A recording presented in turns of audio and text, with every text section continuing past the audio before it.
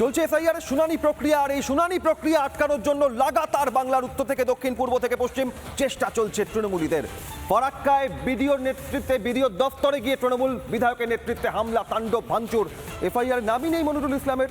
অন্যদিকে উত্তর দিনাজপুরের চাকুলিয়া থেকে মালদার বৈষ্ণবনগর বিডিও দফতরে কেউ হুমকি দিচ্ছে অচল করে দেওয়ার, আর কেউ তাণ্ডব চালাচ্ছে, ভাঙচুর চালাচ্ছে। তৃণমূলীদের এই লাগাতার চেষ্টা এফআইআর এর শুনানি রোখার। দেখুন, এসআইআর আটকাতে মরিয়া শাসক, জায়গায় জায়গায় বিডিও অফিসে তৃণমূলের তাণ্ডব।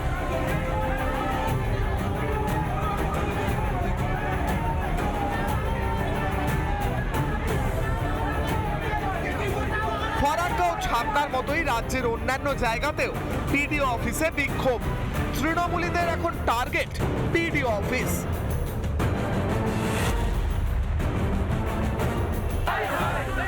এসআইআর এর বিরোধিতা। বৃহস্পতিবার লালগোলায় বিধায়ক মোহাম্মদ আলীর নেতৃত্বে বিডিও অফিসের সামনে চলে বিক্ষোভ। যে আমাদের ভোটার লালগোলায় কমবে না, বরং আরো বাড়বে, অথচ মাত্র 7,000 মানুষের হিয়ারিং না করে আজকে 1 লক্ষর ওপর মানুষকে নোটিশ ধরিয়ে হয়রান করা হচ্ছে। শুনানিতে যেসব কাগজ জমা দিচ্ছে তার কোনো প্রমাণ দেওয়া হচ্ছে না, শুনানিতে অংশগ্রহণ করার প্রমাণ দেওয়া হচ্ছে না। এক বিধায়ক যখন বিক্ষোভের নেতৃত্ব দিলেন, তখন শাসক দলেরই আরেক বিধায়ক বিডিও অফিস স্তব্ধ করে দেওয়ার হুমকি দিলেন। বৈষ্ণবনগরের তৃণমূল বিধায়ক চন্দনা সরকারের হুঁশিয়ারি, ভোটার তালিকা থেকে সাধারণের নাম বাদ দেওয়ার চেষ্টা হলে বিডিও অফিস অচল হবে।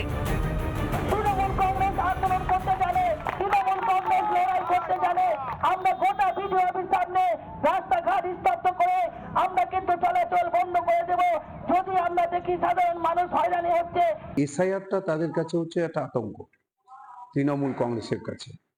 শুরু থেকেই তারা এটাকে তারা বিরোধিতা করছে এবং যত রকমের আতঙ্ক তৈরি করা সব তৃণমূল কংগ্রেস করছে। অন্যদিকে ফরাক্কার ঘটনায় এফআইআর তৃণমূল বিধায়কের নামই তুলল না তলদাস পুলিশ। এই নিয়েই ক্ষোভ উগরে দিয়েছে বিরোধী বিজেপি। এখনো পর্যন্ত কোনো ধরনের এফআইআর দায়ের করা হয়নি ফরাক্কার তৃণমূল বিধায়কের বিরুদ্ধে। এর পাশাপাশি কোনো তৃণমূল নেতার বিরুদ্ধেই এফআইআর দায়ের করা হয়নি। এর ফলে গ্রেপ্তারও করা হয়নি ফরাক্কার তৃণমূল বিধায়ক মনিরুল ইসলামকে। শুধু দেখা যাচ্ছে তাই নয়, তিনি যে গুরুতর অভিযোগ করেছেন যে রামের যখন নাম আসছে তখন সেখানে কোনো ডকুমেন্টস লাগছে না, আর রহিমের যখন নাম আসছে তখন সেখানে 14 গোষ্ঠীর সেখানে ডকুমেন্টস দিতে হচ্ছে। মারাত্মক অভিযোগ করেছেন তিনি।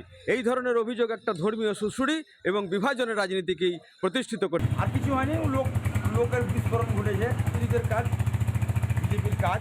কিন্তু ঘটনা হচ্ছে কি যে মানুষ আগে থেকেই ওখানে এসআইআর বিভ্রান্তিতে ছিল, কষ্টে ছিল, আগে থেকেই বিক্ষোভ চালাচ্ছিল। মানুষ আমাকে ডেকেছিল, জনপ্রতিনিধি হিসেবে আমি গিয়েছিলাম। এসআইআর শুরু হওয়ার আগে বেঁকে বসে আছে তৃণমূল, তারপরেও রুখতে পারেনি।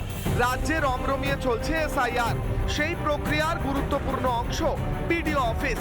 তাই কি এবার বিডিও অফিসকে নিশানা করে এসআইআর প্রক্রিয়াকে ঘেঁটে দিতে চাইছে তৃণমূল? রিপাবলিক বাংলা।